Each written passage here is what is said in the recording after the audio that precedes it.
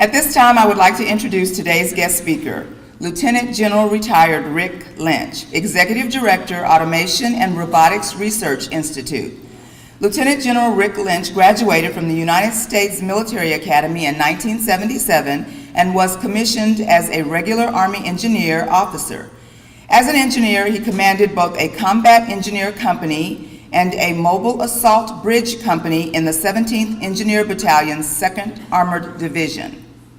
Lieutenant General Lynch later transferred to Armor.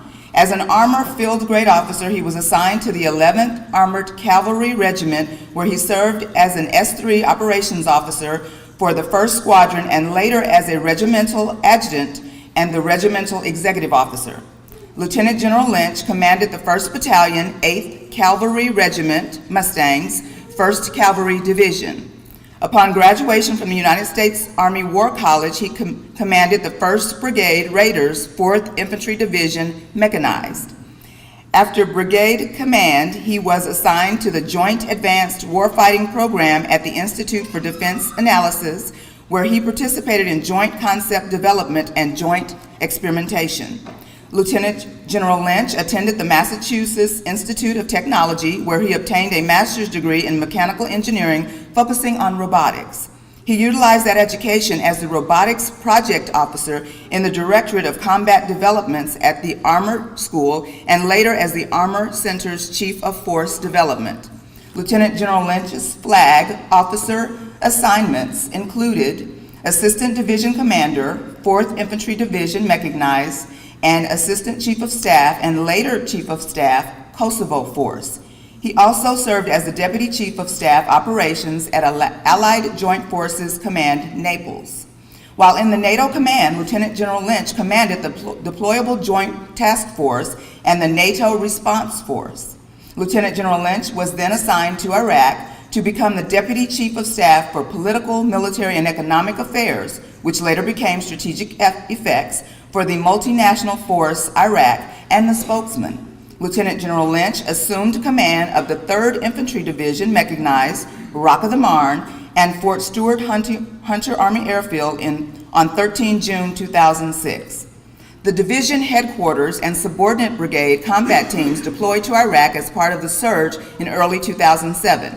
There, Lieutenant General Lynch assumed command of Multinational Division Center Task Force Marne in Baghdad, Iraq on 1 April 2007. Upon his return from Iraq, Lieutenant General Lynch assumed command of 3 Corps and Fort Hood, Texas. His final assignment with the U.S. Army was commanding the U.S. Army's Installation Management Command and being Army Assistant Chief of Staff for Installation Management. He retired from active duty on 1 January 2012. After retirement, Lieutenant General Lynch continued his service to others in a variety of capacities. He just finished a book about adaptive leadership under difficult circumstances, Adapt or Die, the Leadership Principles of an American General. And that was published in the fall of 2013. That will be published in the fall of 2013. He makes presentations around the nation on leadership, leader development, diversity, and change management. He is also the Executive Director of the University of Texas at Arlington Research Institute, better known as UTARI. UTARI focuses on the pursuit of advanced technology to help humanity in areas of robotics, biomedical research, advanced manufacturing, and energy, water, and environment. Lieutenant General Lynch has been married to his beautiful wife, Sarah, for over 30 years. They have 2 adult children, Susan and Lucas, and 1 grandson, JW. They also enjoy time with their 2 Labrador retrievers, Maggie and Bailey. Ladies and gentlemen, Lieutenant General Retired Rick Lynch.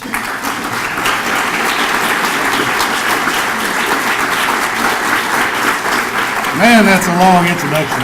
That's what happens when you do things for long periods of time. So thank you for that introduction. I always start these presentations by giving thanks. Thanks to God from whom all blessings flow.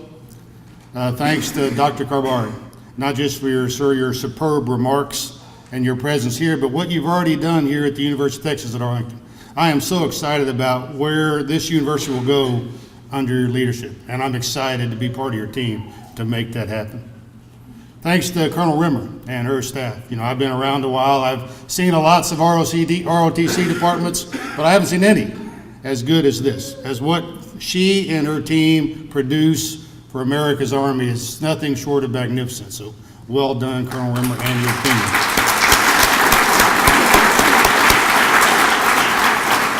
I say all the time that I believe that the two most important people in our society are our educators and our service members. Our service members protect our freedom and our way of life. Our educators guarantee our future. Candidly, we as a nation, we compensate those two groups of people much less than they deserve, but they're not doing it for awards, accolades, recognition, money. They're doing it because it's the right thing to do. There's a reason that we want our commissioned officers to have college degrees. And in university settings, they're not just taught what to think, but how to think. So they'll be better commissioned officers because of that. So for the educators in the room, God bless you. And thanks for what you do. And specifically, I'd like to point out Dean Beth Wright. Nothing could happen in the Maverick Battalion without your love and your support. So well done. And for all the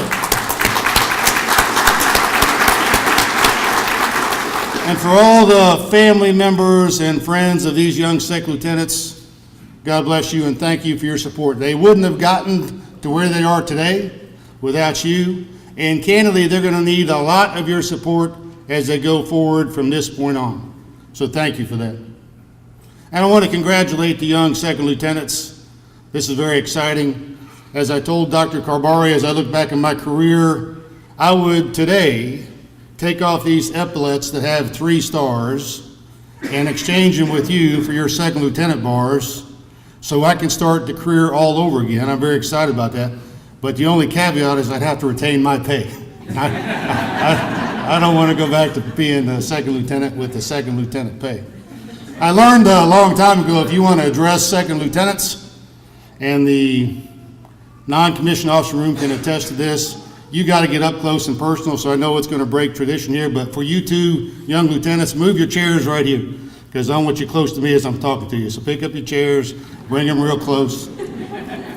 With second lieutenants, if you don't get their attention, their minds wandering before you know it. They're off doing something you didn't want them to do.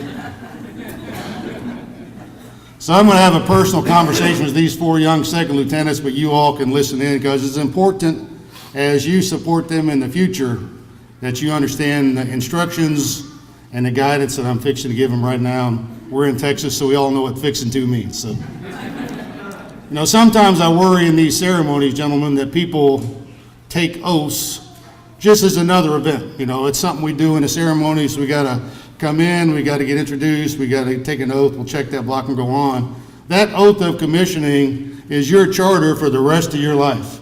Not just for the event you just experienced, but for the rest of your life. So let's kind of break that down into manageable components. First off, remember, you raised your right hand and you swore.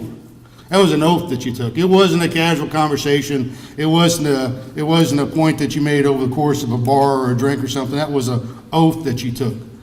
And you swore that you would support and defend the Constitution of the United States against all enemies, foreign and domestic. And we are a nation at war, and we're going to be a nation at war for the foreseeable future.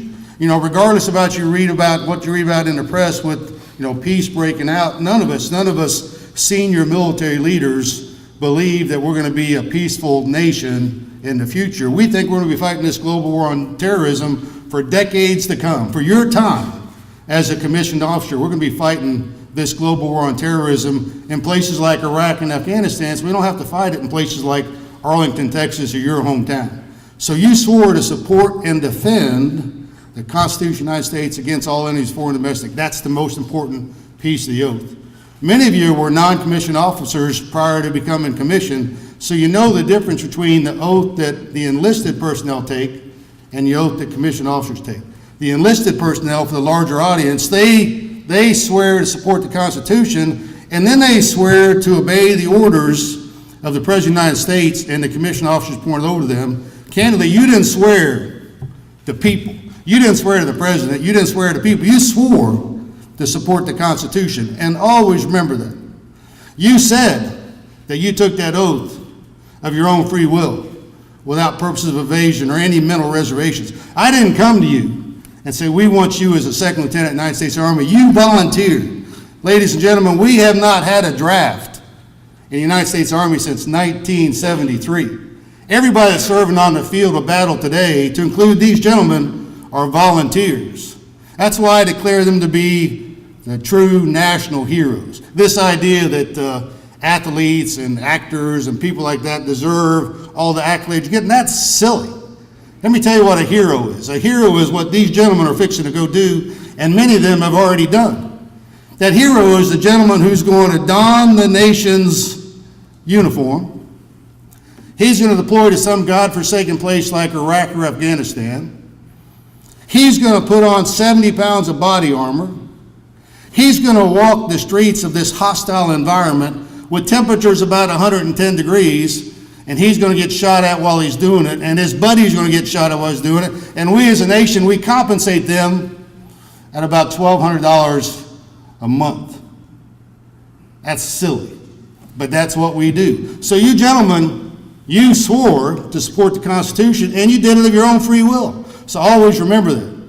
You promised that you would do your best, that you will well and faithfully discharge the duties of the office about which you're about to enter.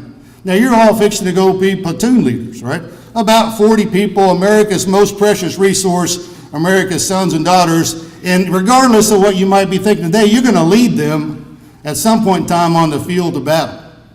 You are. So you got to be always trained and ready. You got to be the best in your profession.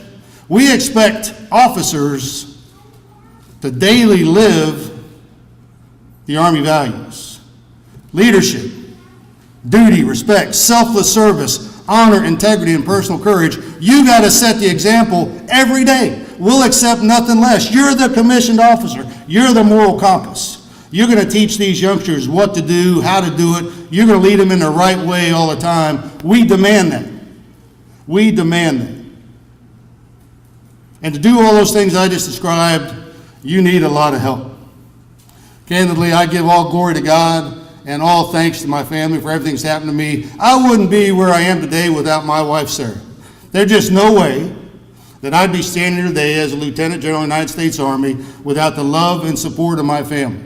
And as she'll tell you candidly, without her, I'd probably be a shoe salesman somewhere right now. Now, there's nothing wrong with selling shoes. I'm not saying anything wrong with selling shoes. I'm just saying that without the support of my family, I wouldn't be here today, and I know that. So these youngsters, even though I think you're probably now the oldest second lieutenant in the United States Army, I'm not sure.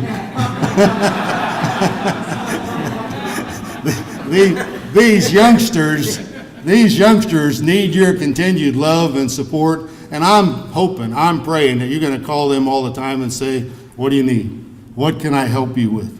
Because they're going to be chartered with unbelievable responsibilities, the lives and well-beings of America's sons and daughters and their families.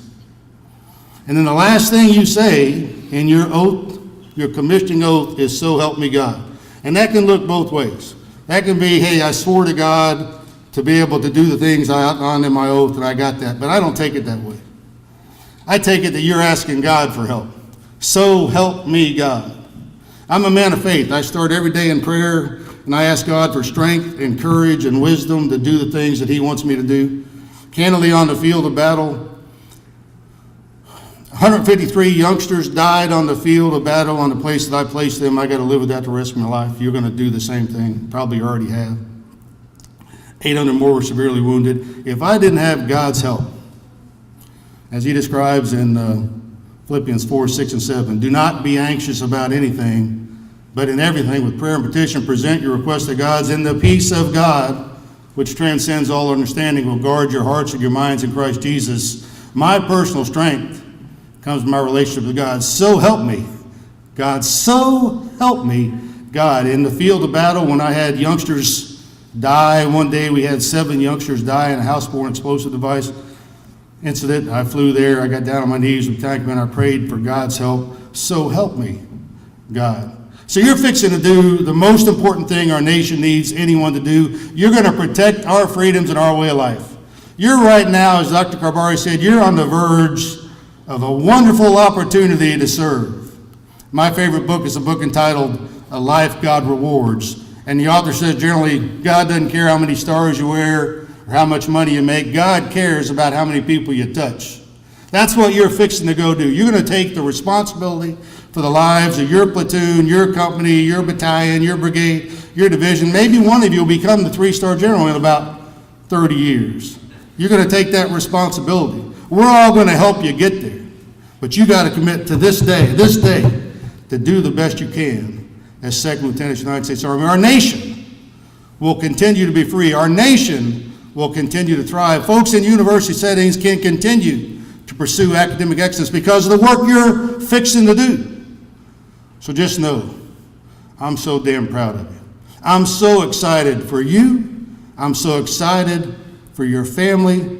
And I'm so excited for our nation. God bless you all. Ladies and gentlemen, a round of applause for these great second lieutenants.